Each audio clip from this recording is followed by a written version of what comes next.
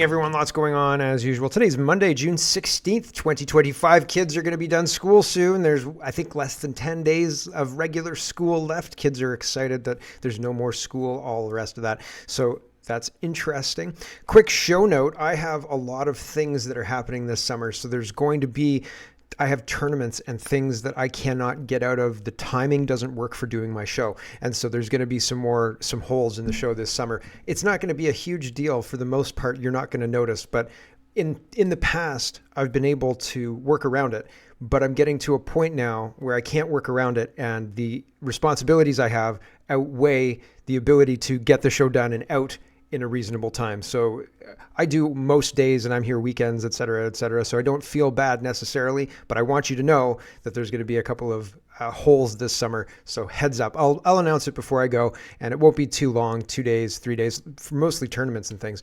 But it is a situation that I can't avoid. And I just thought I'd read you in because I was looking at the calendar and I thought, oh my gosh, like I'm not going to be able to do my show. I don't know what to do.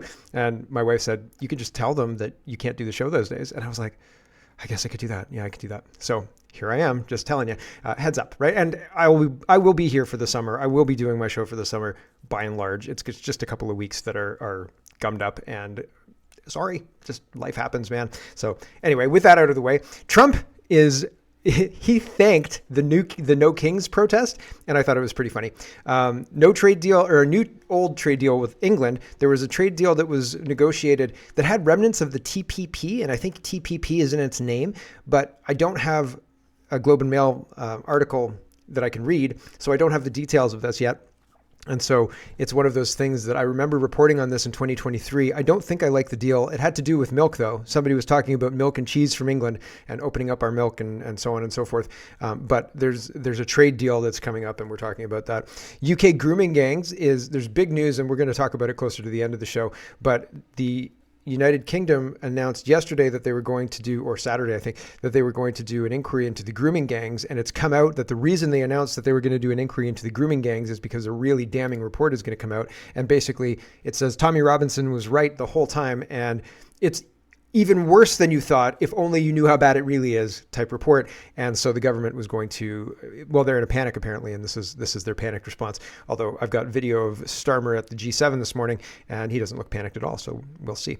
Update to the price of Australian meat. So yesterday, it's Father's Day. It was Father's Day yesterday, and I was talking about cheap steaks from Australia, and I've got some possible insider information about that, about the meat in Australia and why it's so cheap in Canada. mRNA. That's the preview. So there's lots to get to. Let's get to it. First, we got to start with the G7. And Mark Nixon says President Donald Trump departs Washington en route to Canada. I'm getting it wrong. Canada for the G7 summit. So he's walking up the stairs. He doesn't fall because, he's not Joe Biden, and gives a nice wave. And here he is landing in Alberta.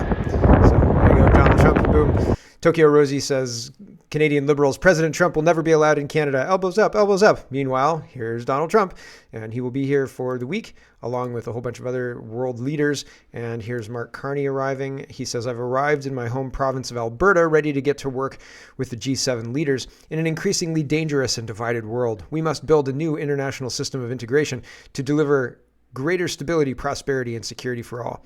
My question, and I mean, humble old me from my garage, is if this is an increasingly dangerous and divided world, why are we opening our borders and wholesale importing a bunch of people who completely disagree with our way of life?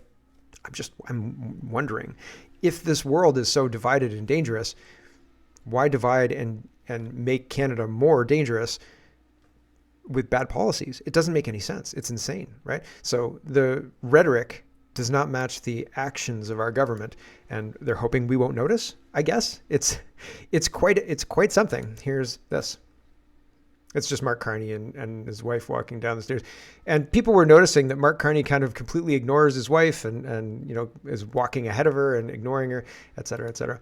Lots of people saying Canada is not a serious country for various reasons. Yes. Here, Danielle Smith is there. Mark Nixon is highlighting this. Danielle Smith greets Mr. Burns at the G7 summit, Alberta.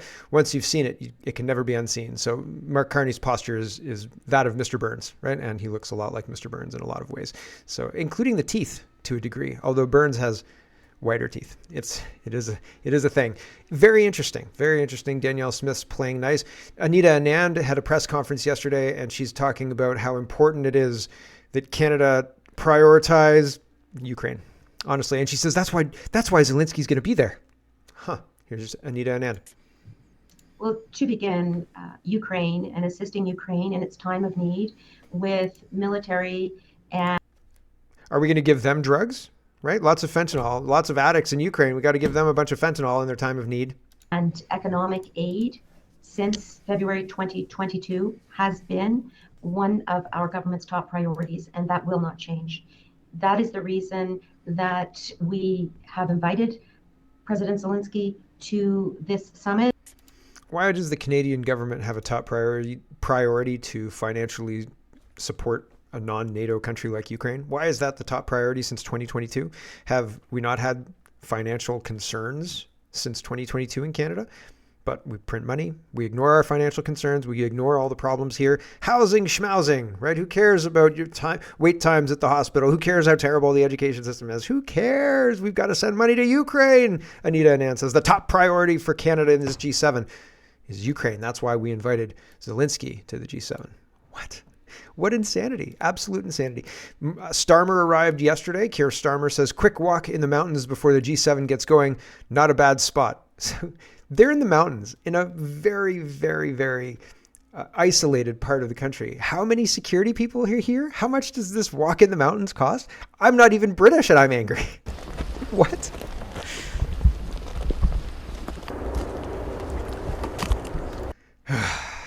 What a muppet. Here is, what is this? Mocha says G7 Khalistanis across North America met in Calgary to ambush and kill India's prime minister's politics. We want to ambush Modi's politics as a way to get around directly threatening Modi, I guess. It's not very effective. Here's a guy being interviewed, and I can't really understand most of what he's saying. Here we go.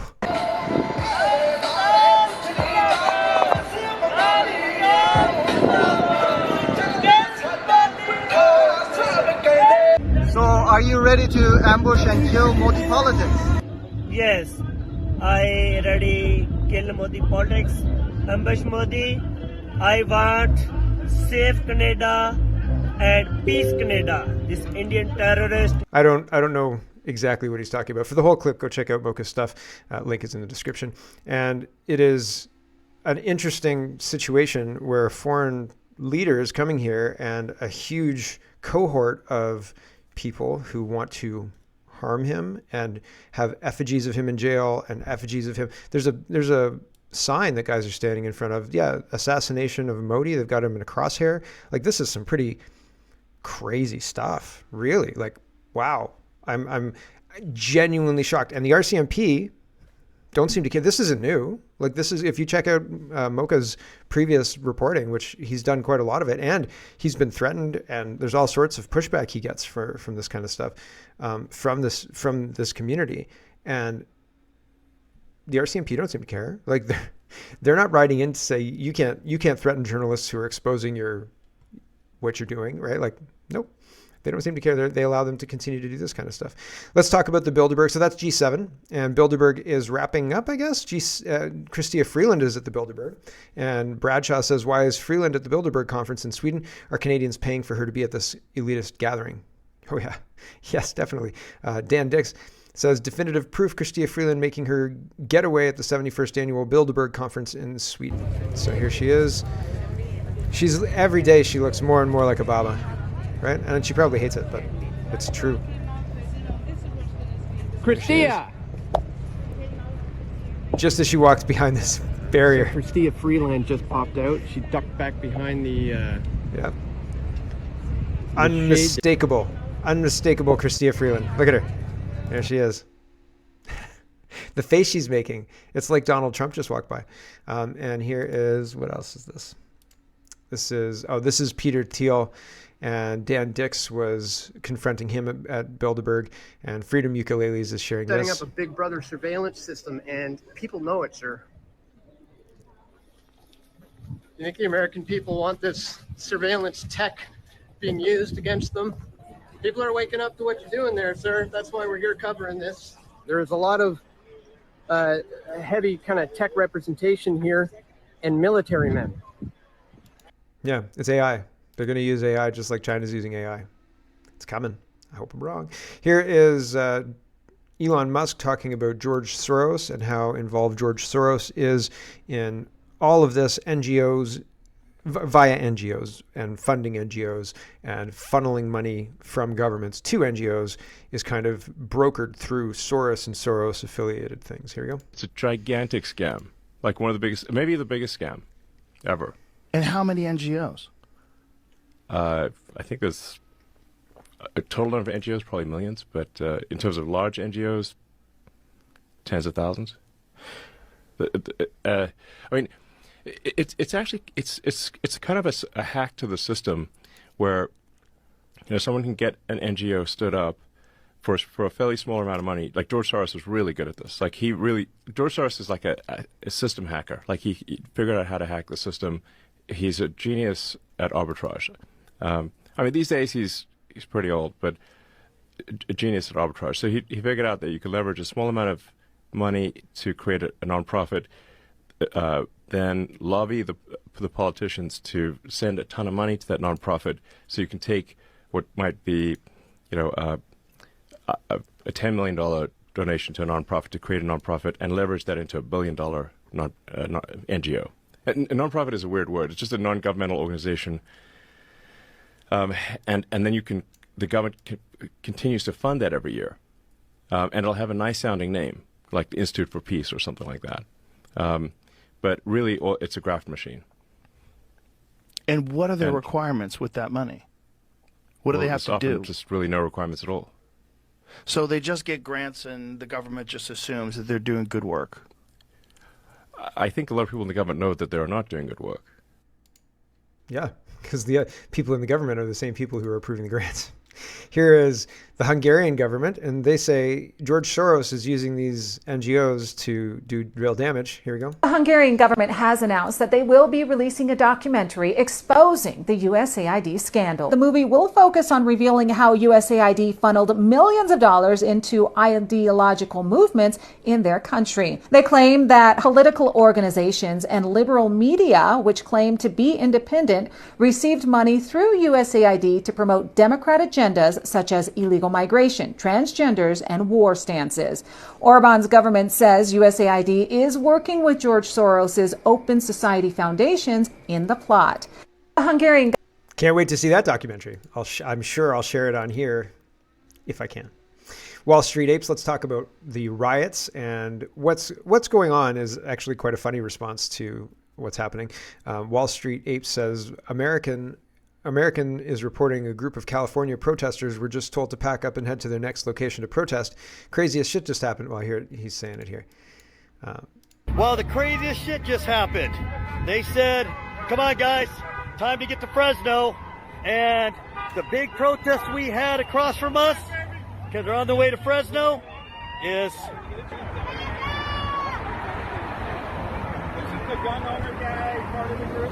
That's it. Only 30 or so people remain. They're loading up to go to Fresno.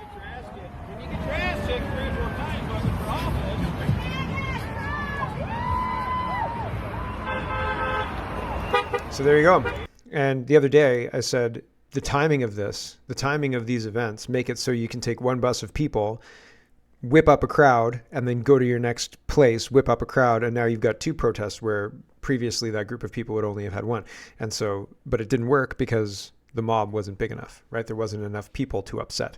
And so everybody just kind of went home when the buses left. Laura Logan says 0 F's given. The old tactics no longer work. Donald Trump says a huge thank you to all the No Kings protesters yesterday. I was very concerned a king was trying to take my place, but thanks to your tireless efforts, I am still your president. Great job, all. I hope it's true. Oh my gosh, he didn't post this. I hope he did. I was just going to tell you that I didn't actually confirm that he posted that on Truth Social. Apparently not, but I hope that he does. It's very funny. I thought there was an off chance that it was real. So apologies that it's not. according to the community notes, which aren't always accurate. Bobby D, take everything with a grain of salt. This is the internet after all. Bobby D says, ouch, I don't normally post a picture of a post unless it slaps me in the face. Why is everything the left does exactly the opposite of reality? It almost sounds like they project everything they're doing onto us, almost. Here's Morgan. She says, no kings, but put your mask on. No kings, but lock us down. No kings, but I'm firing you for not being vaccinated. No kings, but you can't go outside. No kings, but we don't accept your exemption. No kings, but you need 380 boosters. No kings, but we're shutting down your business. It's non-essential after all. No kings, but you can't worship the real king. No kings, but your family members will die alone. No kings, but I'm opening a hotline so you can tattle on your neighbor. No kings, but mandates galore. No kings, but you're responsible for my health. You're responsible for my health. Nope, no thanks. My chocolate cereal and me are doing just fine. No kings, but social distance and 6 feet apart. No kings, but no family gatherings over 10 people. The hypocrisy is astounding. Who is the tyrant here? Right. And it's interesting that this one didn't work. And I said on the Kitchen Table Talk yesterday, which we did, it's up on Rumble and a couple of other, Canada Poly is CanadaPoly.com as well. But we were talking about the power of these people and their ability to turn out protesters and things like that. And it seems to be waning quite a lot. They don't seem to be able to turn out what they could turn out. The chop zones in the first Trump presidency were what they were trying to achieve with yesterday's protest. It was supposed to be the kickoff, just like the pussy hat kickoff. Remember, everybody showed up with their pussy hats on, and then there were chop zones in Seattle and all sorts of other violence across the country. And I think Trump learned from that, and he said, we're not going to let that happen this time. If these people want to burn down a state, we're not going to sit by and let them. We're going to activate the National Guard, and we're going to stop it. And so that's interesting. I have another update for you. This is supposed to be kind of funny, but I didn't realize that Donald Trump didn't actually post that thing, so it's less funny. But this Israel is real. And these guys are Canadians. I think these are Canadians, but it's also not Canadians as well. And they went to Egypt to protest Israel at the Gaza Strip. And the Egyptians were like, no, I don't think so. Go home, you lunatics. And so what do? They start chanting. So this is the most leftist, weakest beta reaction to being thrown in a bus and taken back to the airport by the Egyptians. Here's what they do. Fuck you, Egypt! Fuck you, Israel! Fuck you, Israel! It's hilarious because it's so weak. Like, okay, good job, guys. See you guys at the airport. Bye. As the bus pulls away, right? Tokyo Rosie says Egypt is deporting the elbows up people back to Canada with 0 Fs given. So hilarious, very funny. I wanted to show you this. I have an update as well for the bus driver who was dressed like a schoolgirl. I said I didn't see the bus being called the Lolita Express, although in the video, the parents talk about it. And I said, I thought the Lolita Express was going to be on this side of the bus. So when the bus drove away, I paused the video and I zoomed in when I was off camera, obviously, and I was looking for Lolita Express. And so thank you. Somebody tagged me in this and they said, hey, Mark, it's on the front. It's on the front of the bus. You missed where it was. And yep, you're right. If you look under the letters, if you look under the 3334, anybody? Okay, 33. Okay. Underneath that, it's called the Lolita Express. Unbelievable. This person was hired by a bus company to transport children, and they've got a printed out piece of paper that says 3334 Lolita Express. Whoa. And if you don't know why that's a problem, I've got a ping pong game to play with you. Ridiculous. And if you don't know about the ping pong stuff, well, I've just introduced an entirely different rabbit hole. Here is me. I was at Centennial High School recently, and I was walking around waiting for something to happen. I was waiting for the end of something, and just walking around, and I came across this, and I thought, holy smokeronies. What this has a picture of, so if you can't see it, I'll describe it. But if you're looking at it, you'll notice that there's a picture of a bathroom, like a toilet. And then beside that, there's a picture of a handicap thing, like a handicap sign, a person in a wheelchair handicap sign, okay? And underneath that, it says, this washroom is for all students who identify as, and then in all caps, girls or gender variant. And then it says in regular text, we respect everyone's right to choose the washroom appropriate for them. A for use by all single stall washroom is also available around the corner, and it stank like piss, which was not very great, but I digress. That's the one I used. Why do they need to use the handicap sign on this? What about the handicap sign indicates girl or gender variant? 1. 2, this is in a high school. So I said to my kid, if you see this sign, don't use this bathroom. I said, any male in this bathroom is there to hurt you, period. And without exception. They're not there for themselves. If they want or feel out of place in a regular bathroom, then maybe they use the single stall bathroom. But males don't belong in a girl's bathroom. And if you have to go to the bathroom, don't put yourself in danger by choosing to use this dangerous bathroom. This is insane, though. So, I mean, this is happening, and I don't think most people understand or know that it's happening. And so that's wild, right? That's absolutely bonkers. That's crazy.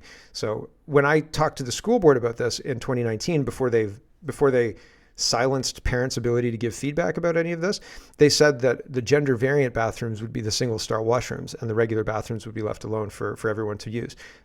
That was a lie, and they damn well knew it. So these people are ideologues, they're liars, and they are grooming our kids into putting themselves in dangerous situations and allowing mentally ill men to transport children under the bus name Lolita Express 333, which, again, symbology.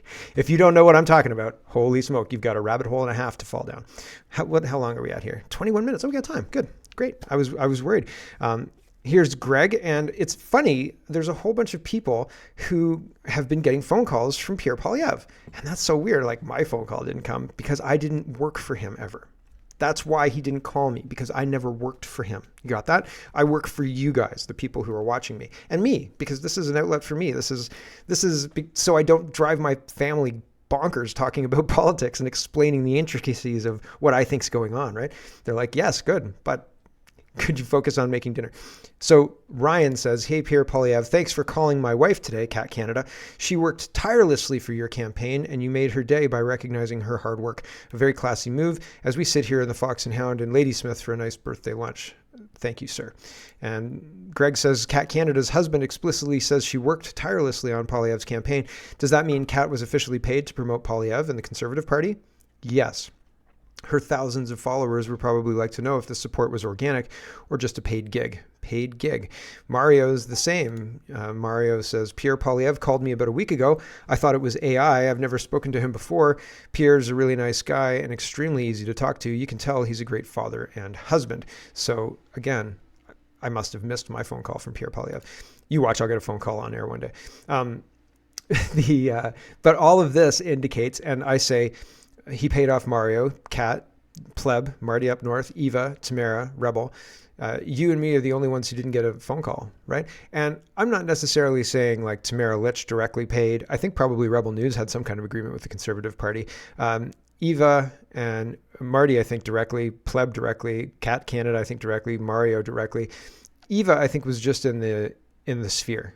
Right? Like, I don't know that she was working for the Conservatives, but she was somebody who these guys could use as an expert, and she was like part of the club, right? Does that make sense? And because like these people, block people, these people do a whole system of growing your account is to have like fake fights, right? And I've talked about this before. It's wrestling. It's Andy Kaufman versus Ric Flair. And people tune in because they're like, oh, who's going to win, Andy or Ric Flair? And then Ric Flair, does a move on The Tonight Show. And then everybody's profile is raised. Everybody's got more followers, more eyeballs. And, it's like hitting somebody in the dark. Victimless crime, right? So, but the thing is, nobody during the campaign, it was obvious to me, it was obvious to Greg as well, but nobody during the campaign came clean about this nice little setup of people being paid, right? And so I just think that's weird. I think that's a strange thing.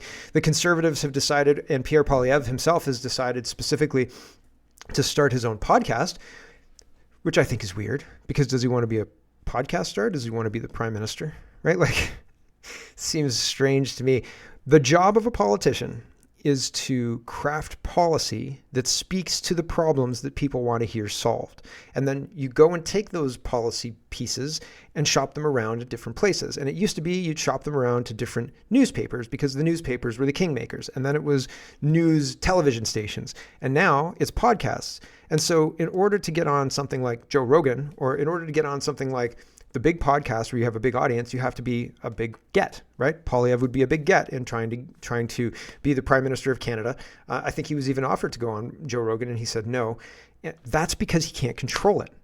He can control this. The reason he's doing this is because he can control this from editing to post to everything. Everything under the sun gets to be controlled. And if they don't like how something goes, they don't post it. If they don't like how something goes, it's edited out, right? No problems at all. Whereas if he comes on my show and I go after him for, why did you not vote no on the throne speech? Why did you let it pass on division? How do you support the Liberals? Is there a plan? Maybe you wouldn't like where that conversation goes, so cuts that. But there's no opportunity to have that conversation. And that's the fundamental crux of the problem here. This doesn't solve it, right? Having your own show where you control all of it, cool, nice show, but it doesn't help me understand who you are much better. You know what I'm saying? And or do you want to be a podcast star or do you want to be the Prime Minister? Right? Like, I don't know. I don't like it personally. And so I think that it's not great. Brittany likes it a lot. She says CPC and Pierre Poilievre are starting a podcast and it's perfection. Which MP would you like to see Pierre Poilievre interview? Tag them below.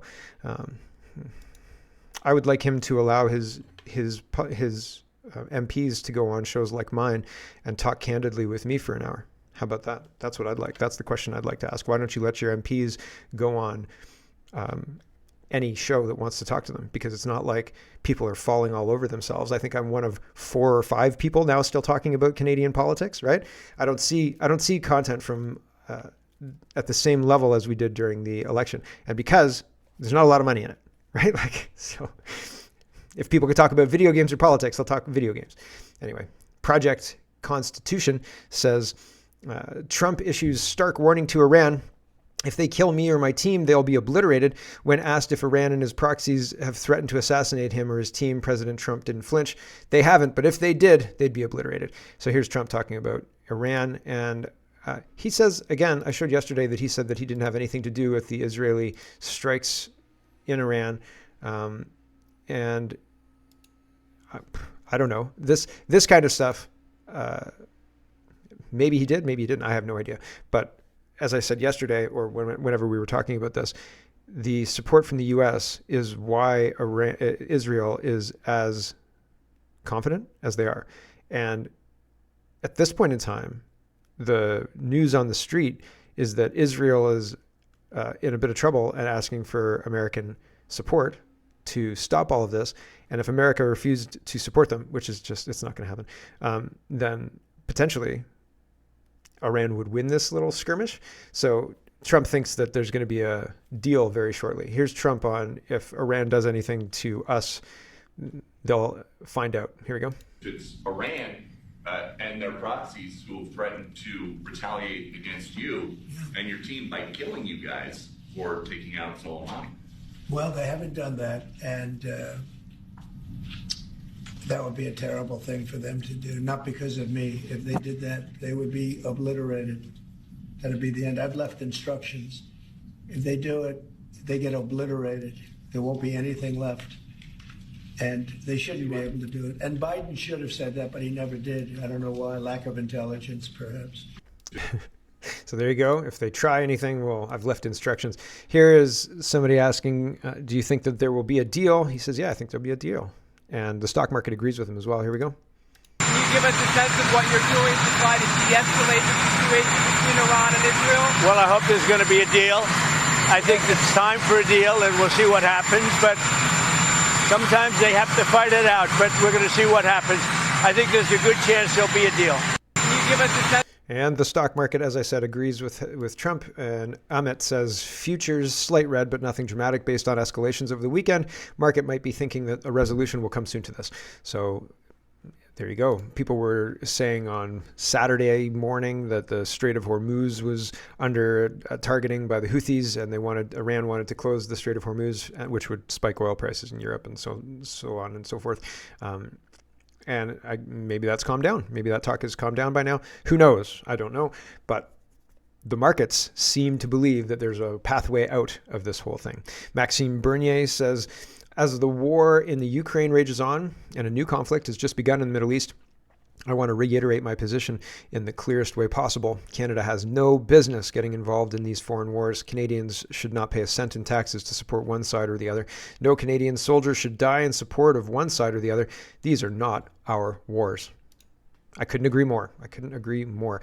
Here is Concerned Canadian, and this is just about our elections. This is our grab bag of governance. Oh, we should kill the stream soon. I'll be killing the stream in a minute or two. We still got lots of show left, but gotta move on. I looked for this article because I wanted to dig deeper into this one, but apparently, and I couldn't find it. So I think this is real, because sometimes I just can't find the article for whatever reason, and not because it's not there, but because for whatever reason what I'm searching is not coming up. So when I searched this on Google and when I went to the Western Standard site, I still didn't find it, but still, I can imagine that they are doing this, but I don't think anything's going to come of it. Western Standard is reporting, possibly, that chief electoral officer to face committee over voting irregularities. And if that's true, then nothing's going to happen about the voting irregularities. Nothing at all. And so, womp, right? So I'm going to have to try and confirm that, and I'll let you know as soon as I can, which probably will be tomorrow. I saw this just before going to air, and I tried to confirm it, but again, I just ran out of time. So it's one of those things. But if they don't arrest the people who do these things, then they have no intention of fixing or bringing justice to the problem. So it's working for them, and we're not questioning it much. And so why not carry on? That's, I think, what's going on. Here is Reclaim the Net, and they say a Canadian senator wants to bring back the failed speech bill that would give the government sweeping control over what Canadians are allowed to say online. Senator Christopher Wells pushing to revive Bill C-63, the Online Harms Act, a Trudeau-era proposal that never made it to a vote, but left a sour taste in the mouth of anyone paying attention. Yeah, I'm not surprised at all that they want to do this. They can bring bills in the Senate and then send them to the House of Commons, and the House of Commons can vote and send it back to the Senate, and so on and so forth. This is a trick that Trudeau used a bunch of times, and I don't know if anything ever actually got brought through this process. So until it's in the House of Commons being debated, I'm not necessarily worried, although I was talking with somebody today who was saying that they believe fully that Carney is going to go for it and get it, and that they believe that people will go to jail for speech online, their ex posts and whatnot. And I agree with them, but I think that it will be I think that once they try to do that, there's going to be charter challenges. There's going to be years of litigation trying to figure this out, because we do have, and as weak as it is, we do have laws that say we have a right to express ourselves. And so they're trying to change the laws to say, sure, you have a right to express yourself up to these hateful speech, blah, blah, blahs. But who's defining hate speech? And if they're going to put me in jail for saying that man's not a woman and allow rape gangs to operate over a long enough period of time, they're going to lose. So I will not comply. I will not comply. They can try, but I don't even disagree that they're going to try, and England's going down this path. Censorship is bad and wrong, but if we kowtow to it, if we allow them to censor us just on the fear of going to jail or something to that effect, I will fight and I will not comply. And what are you going to do? Throw me in jail in the face of all the violence that we're seeing? Okay, because they're going to lose. They're going to radicalize more people by doing that than they win by throwing me in jail. So good luck. Everything that they're going to do is going to wake more people up. And over a long enough timeline, they lose. Look at what happened to COVID. They wanted to crush us under COVID. They wanted to, and they had us almost. And they lost. And they'll lose again. And people will get hurt, and people will have their lives disrupted, but they're going to lose again. And they're going to try again. And I will not comply. Here is Canada Proud. They're talking about Andrew Lawton from the 12th. He's talking about censorship. He's good. I like Andrew Lawton, and I hope that he does well. Although, again, globalist party, so I don't know. I wonder how long before he starts saying things that the party says you have to rein yourself in. You have to be quiet about these kind of things. And the problem is, you've got Pierre Poilievre at the top end, who's really, I don't think, running meaningful anything, election or campaign to become prime minister, he wants to be a podcast host, right? Andrew Lawton's been a podcast host. Now he's trying to be a parliamentarian. And so it's interesting that we've got Poilievre, who's not interested in his job, and Andrew Lawton, who's trying to hold people accountable. So here we go. Mr. Speaker, baseless smears like that are why these liberals can't be trusted to regulate speech in this country. For years, this liberal government has determined to censor what Canadians see and say online. From Bill C-11, which put the liberals in control of YouTube algorithms, to Bill C-18, which squeezed out small and independent media, and to their thought crime Bill C-63. Now we learn in the National Post that cabinet ministers over there are all clamoring over who gets to be responsible for the latest online censorship law. So will the minister who gets to censor what Canadians say please reveal themselves now?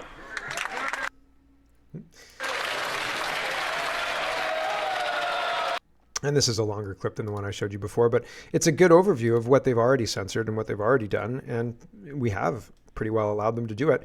So, man, it's pretty wild. The censorship is quite drastic as well on X and on Twitch and on everywhere else. It's very, very censored, and that's notable and very concerning. Anyway, we've got to say goodbye to the stream. So thanks for watching, everybody, and we'll catch you tomorrow. Hello, everyone. Thanks very much for watching. This is just a short version of a longer show. If you'd like to get the whole show, you can go over to CanadaPoly.com and sign up for a subscription. Just look in the drop-down tab for Shop and Donate and look for subscriptions, and you'll get immediate access to the full show. Love to see you. Thanks for watching, everybody. Have a wonderful, wonderful day.